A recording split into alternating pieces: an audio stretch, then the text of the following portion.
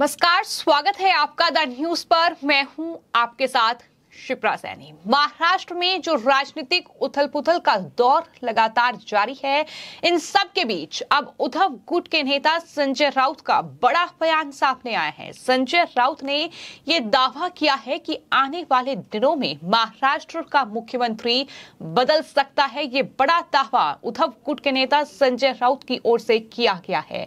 दरअसल महाराष्ट्र में जो कुछ भी चल रहा है, जिस तरीके से एनसीपी में टूट हुई है, वो दरअसल संजय राउत को शायद ही शिवसेना की टूट की याद दिला रही होगी और यही वजह है कि संजय राउत लगातार इस तरह की बयानबाजी कर रहे हैं। उनका ये भी कहना है कि दरअसल अजीत पवार को अपने खेमे में करके बीजेपी ने शिंदे गुट को कमजोर कर दिया है और अब शिंदे मुख्यमंत्री नहीं रहेंगे।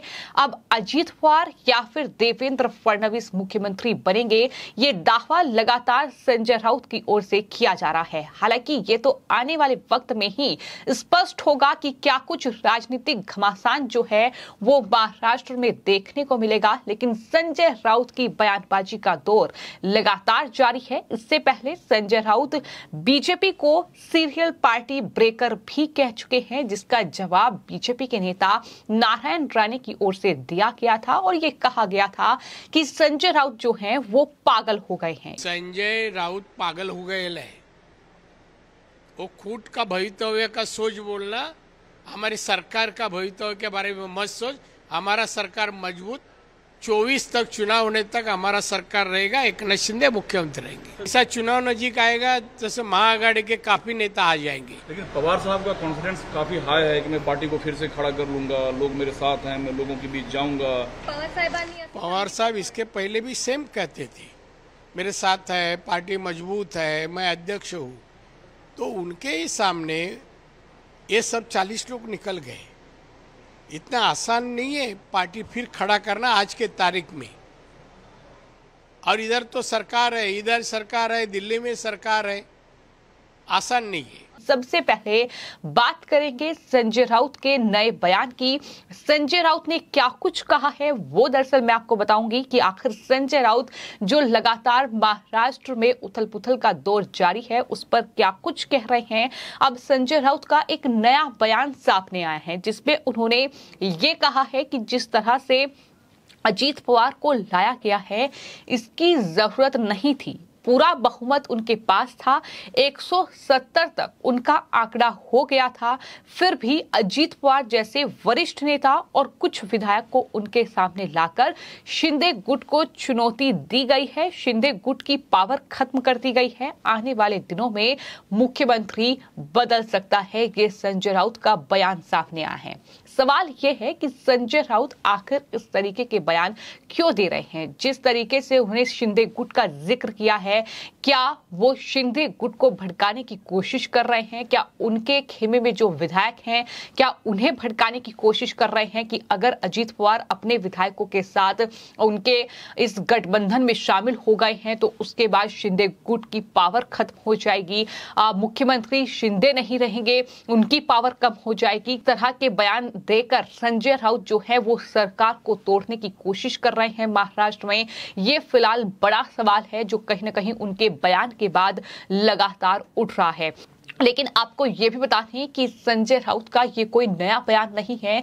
जिस दिन से अजीत पवार ने तमाम विधायकों के साथ सरकार का दामन थामा है, शिंदे और बीजेपी गठबंधन की सरकार में वो शामिल हुए हैं, उस दिन से लेकर लगातार संजय राउत के इस तरह के बयान सामने आ रहे हैं। कभी वो शिंदे गुट के प्रति अपनी कहीं ना कहीं जो नर्मता है वो दिखाते हैं कि वो दरअसल शिंदे गुट के लिए परेशान हैं कि वो उनकी ताकत जो है वो गठबंधन में कमजोर हो जाएगी। तो कभी वो बीजेपी पर हमला बोलते हैं, तो कभी वो अजीत पवार के लिए अपनी नरमी दिखाते नजर आते हैं। तो कुल मिलाकर इस तरह की चीजें उनके बयान में साफ तौर पर देखने को मिल रही है और लगातार संजय राउत इस तरह के बयान दे रहे हैं। इससे एक दिन पहले संजय राउत ने बीजेपी पर हमला बोला और ये कहा कि बीजेपी का काम करने का तरीका अपराधियों की तरह है, जैसे सीरियल किलर होते हैं, सीरियल रेपिस्ट होते हैं, सीरियल करप्शन वाले होते हैं। इसी तरह से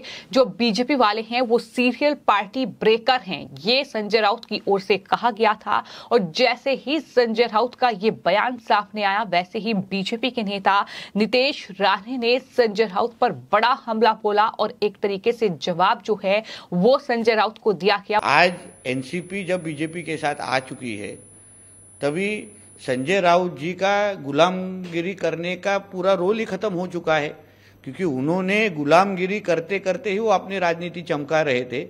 आज उनको गिनने वाला कोई नहीं है। आज उनका महत्व महाराष्ट्र के राजनीति के खत्म होने के वजह से सुबह से वो बौखलाए हैं। उनको मालूम नहीं पड़ रहा है कि जिस एनसीपी की वो गुलामगिरी करते थे, जिस एनसीपी की वो सैलरी लेते थे, आज वही एनसीपी जब बीजेपी के साथ चली गई है तो संजय राउत का महत्व ही महाराष्ट्र के राजनीति में खत्म हो चुका है। एक और चीज़ है कि जब से ये सत्ता में विस्तार हुआ है, अजित पवार शामिल हुए हैं, तब से संजय राउत के अलावा शिवसेना से कोई बड़ी प्रतिक्रिया आई नहीं है। ना उद्धव ठाकरे ने बात की है, ना आदित्य ठाकरे ने बात की। तो ये चुप्पी क्यों दिख रही है उनकी तरफ से? देखिए, उद्धव ठाकरे फैक्शन और कांग्रेस का कभी मन मिलाव था ही नहीं।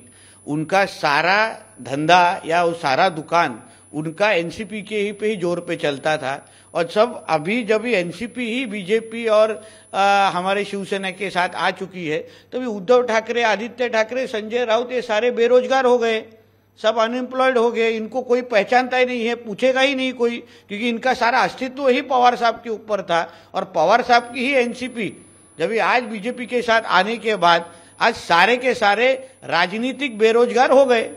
एक और चीज कही जा रही है कि कांग्रेस ने ऐसा संदेश भेजा है संजय राउत को कि कांग्रेस के विषय में कोई टिप्पणी ना करें, ना कांग्रेस में कुछ लेख लिखें। इस बारे में कुछ जानकारी है? इसलिए मैं बोलता हूँ, ये जानकारी मेरे कान में आई है। एनसीपी ने बोला है कि तुम हमारे से बारे में बात मत करो, कांग्रेस ने बोला है कि तुम हमारे बारे में लिखो मत। तो महाराष्ट्र के राजनीति में ये बेवारिस हो गए हैं संजय राउत, इनका कोई माए बाप ही बचा नहीं है।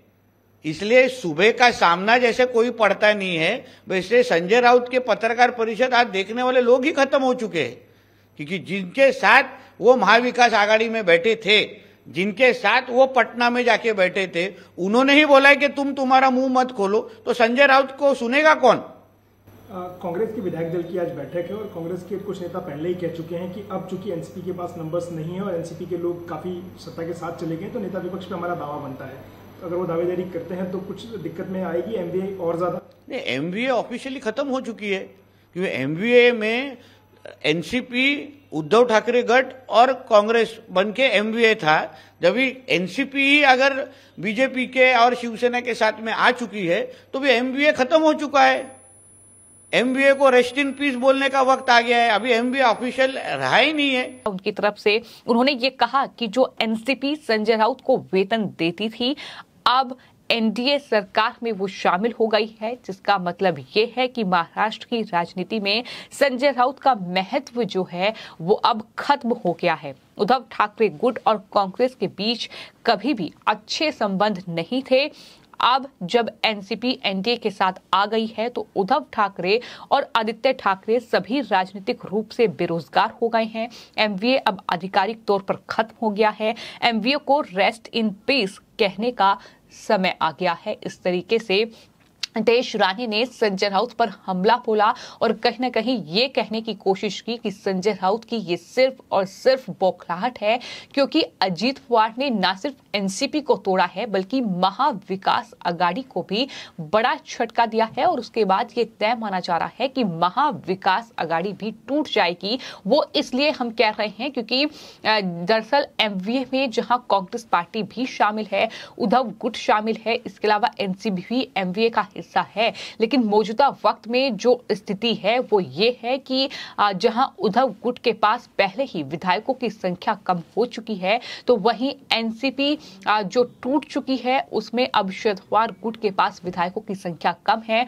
और कांग्रेस पार्टी के पास मौजूदा वक्त में वहां 45 विधायक हैं। तो ऐसे में कांग्रेस पार्टी लगातार ये कह रही है कि अब महाराष्ट्र विधानसभा में नेता प्रतिपक्ष उनकी ही पार्टी से होना चाहिए और इसी को लेकर अब महाविकास अघाड़ी में ये मतभेद देखने को मिल रहा है और माना यह जा रहा है कि अगर कांग्रेस पार्टी के किसी नेता को नेता प्रतिपक्ष नहीं बनाया गया तो आने वाले वक्त में एमवीए में एक बड़ी टूट देखने को मिल सकती है। तो इस तरह का जो कहीं ना कहीं फूट है वो फिलहाल महाविकास अघाड़ी में पड़ चुकी है और यही वजह है कि बीजेपी के नेता नितेश राणे ने यह कहा है कि अब एमवीए को रेस्ट इन पीस कहने का वक्त आ गया है और यही वजह है कि कई नेताओं की राजनीति खत्म हो चुकी है। उन्होंने उद्धव ठाकरे का नाम लिया, आदित्य ठाकरे का नाम लिया। उन्होंने कहा कि इसी वजह से संजय राउत जो हैं वो पागल हो गए हैं, वो इस तरीके से बौखलाए हुए हैं कि इस तरीके की बयानबाजी लगातार संजय राउत की ओर से की जा रही है। जैसा कि मैंने आपको बताया कि संजय राउत कभी शिंदे गुट के प्रति नरमी दिखाते हैं अपने बयान में, तो कभी वो अजीत पवार के प्रति अपनी नरमी दिखाते हैं तो बीजेपी पर हमलावर नजर आते हैं। कभी ये कहते हैं कि शिंदे गुट को कमजोर किया जा रहा है और अब महाराष्ट्र में बड़ा परिवर्तन होगा, मुख्यमंत्री जो है उसका नाम बदला जाएगा। इस तरह की तमाम बयानबाजी का दौर संजय राउत की तरफ से लगातार जारी है। संजय राउत ने यह भी कहा कि इन लोगों ने पहले शिवसेना को तोड़कर एक ग्रुप को किनारे किया और उस ग्रुप को कहा कि आप शिवसेना के ऊपर दावा करिए, शिवसेना के चुनाव चिन्ह पर दावा करिए। इन लोगों को समझ नहीं है कि ये सब दिल्ली वालों ने कराया है। इस तरीके से बीजेपी आलाकमान पर बड़ा हमला जो है वो संजय राउत की ओर से बोला गया है। कहीं ना कहीं इतना तय है कि महाराष्ट्र में पिछले एक साल में लगभग जो कुछ भी राजनीतिक घटनाएं घटित हुई हैं उससे सबसे बड़ा झटका जो है वो एमवीए में शामिल पार्टियों को लगा है। फिर चाहे वो उद्धव ठाकरे का गुट हो, फिर चाहे वो एनसीपी हो, चाहे वो कांग्रेस हो, क्योंकि जहां एक तरफ शिवसेना में दो फाड़ हो गई, उद्धव गुट और शिंदे गुट, जिसके बाद अब शिवसेना में दो फाड़ हो गई है, जिसके बाद अब एनसीपी में दो फाड़ हो गई हैं, जिसमें अजीत पवार का गुट और शरद पवार का गुट। जहां शिवसेना से एक गुट सत्ता में है, वहीं एनसीपी से एक गुट अब सत्ता में है। तो ये तमाम चीजें कहीं ना कहीं उद्धव ठाकरे और शरद पवार के लिए बहुत बड़ा झटका साबित हुई है और शायद यही वजह है कि इस तरीके की बयानबाजी का दौर लगातार देखने को मिल रहा है, जहां बीजेपी पर अलग अलग तरह के आरोप जो है वो संजय राउत मढ़ रहे हैं। अजीत पवार के पुराने बयान याद दिला रहे हैं कि अजीत पवार दरअसल इस बात से खुश नहीं थे